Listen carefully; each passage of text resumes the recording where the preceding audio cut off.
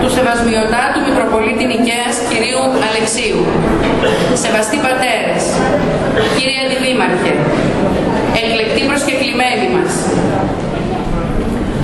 σας καλωσορίζουμε με πολύ ενθουσιασμό στην τρίτη Διεθνή Συνάντηση Χοροδιών που γίνεται στην πόλη μας, στο Κερατσίνι.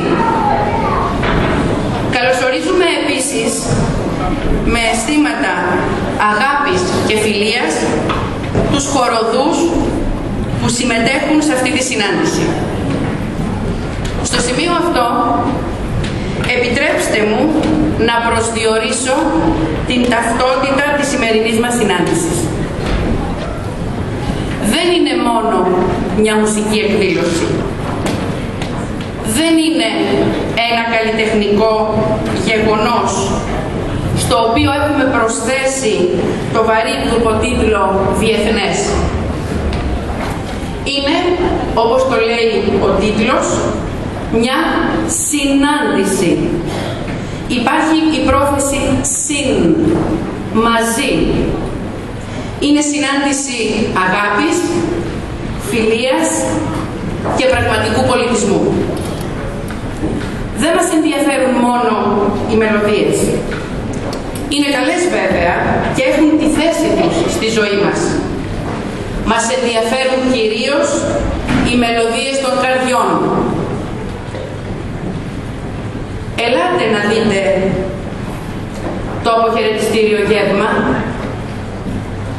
Ελάτε να δείτε τι σημαίνει αγκάλιασμα και επικοινωνία καρδιών. Σε μια μετάβασή μας στο εξωτερικό, έβρεχε καταρακτωδώς την ώρα του αποχαιρετισμού. Εμείς μέσα στο πούλμαν. Εκείνοι έξω στη βροχή και δεν μας άφηναν να φύγουμε. Πέρα από τη μουσική είχαν συναντηθεί οι καρδιές μας. Η συνάντησή μας λοιπόν είναι συνάντηση καρδιών, συνάντηση προσώπων. Μέσα από τέτοιες συναντήσεις συνειδητοποιούμε και μεταγγίζουμε ο ένας στον άλλο τη μοναδική αλήθεια ότι μία είναι η καρδιά των ανθρώπων, μία η ανθρώπινη ουσία. Για να κατακτήσουμε όμως αυτή την αλήθεια πρέπει να απαλλαγούμε από όλα όσα μας φόρτωσε στην ανθρώπινη φύση μας ο εγωισμός. Ο εγωισμός που έκανε τον άνθρωπο σκληρό, απόμακρο, διεκδικητικό μόνο δικαιωμάτων. Τον έκανε από πρόσωπο άτομο και τον άφησε μόνο του, ξένο. Εμείς όμως που συμμετέχουμε σε αυτή τη συνάντηση ζούμε με το όνειρο η πραγματική επικοινωνία και η ενότητα μεταξύ των ανθρώπων να γίνει πράξη. Και αγωνιζόμαστε, δεν μένουμε στο όνειρο, αγωνιζόμαστε έμπρακτα για να κατακτήσουμε αυτό το όνειρο. Ένας τρόπος, ένας, δεν είναι ο μοναδικός, για την κατάκτηση αυτού του ονείρου είναι και η μουσική. Η μουσική όμως, όπως την υπηρετούν όλοι όσοι συμμετέχουν στη σημερινή συνάντηση. Η μουσική που εξυψώνει, που ηρεμεί. Η μουσική που δεν διεκδικεί με αντιπαλότητα δικαιώματα, αλλά ενώνει.